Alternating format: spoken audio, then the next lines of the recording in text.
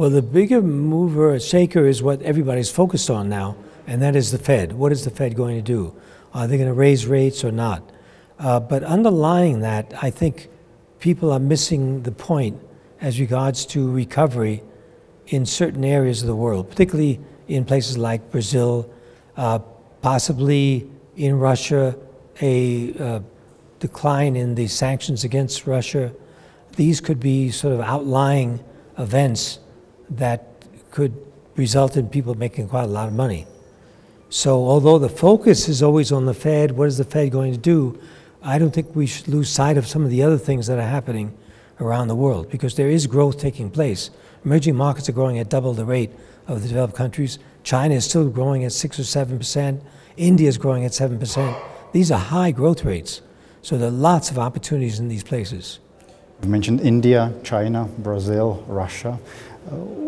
Which emerging market, or let's say which 3 emerging markets do you like the best at the moment? And I know that probably one of them will be India, so let's leave India aside. That's India. If you look at some of these markets, besides the more liquid ones like China, you have to look at places like Vietnam. You have to look at some of the, of course, Brazil is right there. That's a great opportunity. You've got to look at possibly Colombia in Latin America would be interesting. And some of the frontier markets are very interesting. You know, markets in the Middle East, because again, they're leveraged on oil and gas, and if there's a recovery, then these countries will benefit. And even those that are not so tied to the oil price can do quite well, because they've gone through a lot of reform. Let's focus on the Middle East. 2 countries that come to mind, Saudi Arabia and a very ambitious reform. Are you a believer? Do you think that they're going to make it? They are definitely going to go through a lot of reform, but it's probably not going to go as far as they would like. In other words, the prince, as you know, the prince who's in charge of this reform process is a young man, a very capable man, but he's running into a lot of resistance.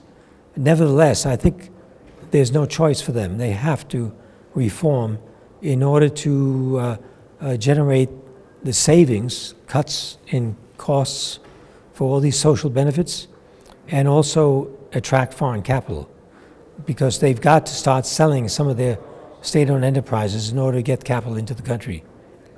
So would you buy Saudi Arabia in particular? Yeah, at the right price. We're already in Saudi Arabia. They have to free up the market more. If they open the market so that money can flow in and out easily, then we would definitely probably buy more. Some 2 or 3 days ago, you were talking about Iran on CNBC. You said approximately in a year or so, should the situation still be as it is right now, meaning interesting, we're going to enter the market. What should we watch? What is going to decide whether Iran is going to be as interesting as it seems to be right now? Obviously internal politics, but what are the signals that you would recommend? I think it's a very interesting situation between Iran and Saudi Arabia. If Saudi Arabia is able to rapidly reform, Iran will see its necessity to follow, because there is definitely a competition there. So Iran needs the money, they need the investment. The question is, how fast are they willing to open the doors? And I think that will probably accelerate going forward because of this competitive nature between what Saudi Arabia is doing. So let's focus on Central Eastern Europe, or emerging Europe, if you will, at the end of our interview. First of all, which countries, which markets do you follow, do you perceive interesting at the moment? Here in the Czech Republic, the numbers look very good. The economic numbers are excellent. The country is growing at a fast rate, and unemployment is down, inflation is down. So the numbers are looking pretty good here. But we always look at the Czech Republic in context of Central Europe. Poland, of course, is a larger country, larger market. Despite the concerns about political changes there, we don't feel that this is going to be a big deterrent to growth in that country. And the same thing is true of Hungary.